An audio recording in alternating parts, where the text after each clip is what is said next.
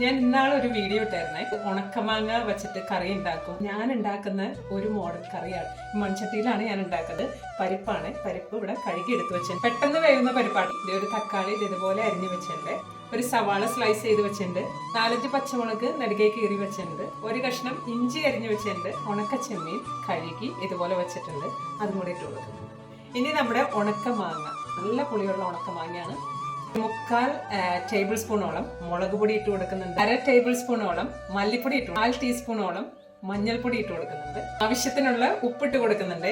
ഉപ്പിട്ട് കൊടുക്കുമ്പോൾ കുറച്ചിട്ട് കൊടുത്താൽ മതി, കാരണം നമ്മുടെ ഉണക്കമാങ്ങയിൽ ഓൾറെഡി തന്നെ ഉപ്പുണ്ട് കേട്ടോ. വേപ്പില ഇട്ട് കൊടുക്കുന്നുണ്ട്. വെള്ളം ഒഴിച്ചു കൊടുക്കുന്നു. ഇളക്കി കൊടുത്തിട്ടുണ്ട്. നമ്മൾ തീ ഓൺ ചെയ്യുന്നു. അത് അവിടെ ഇരുന്ന് വേവട്ടെ. ഇവിടെ പരിപ്പെല്ലാം നന്നായിട്ട് വെന്തിട്ടുണ്ട്. കുറച്ച് തേങ്ങ അരച്ച് വെച്ചിട്ടുണ്ട് കേട്ടോ. അതും കൂടെ ഒഴിച്ചു കൊടുക്കുന്നുണ്ട്. പാത്രം കൂടി ഒന്ന് കഴുകി ഒഴിച്ചു കൊടുക്കുന്നു.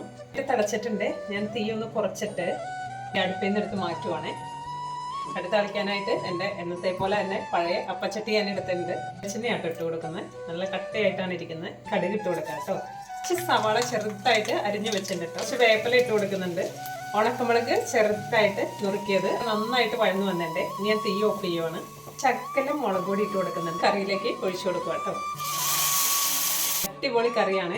എല്ലാവരും ഇതുപോലെ ഒന്ന് ട്രൈ ചെയ്ത് നോക്കട്ടെ. നല്ല ചൂട് ചോറിൻ്റെ കൂടെ ഈ കറി മാത്രം മതി.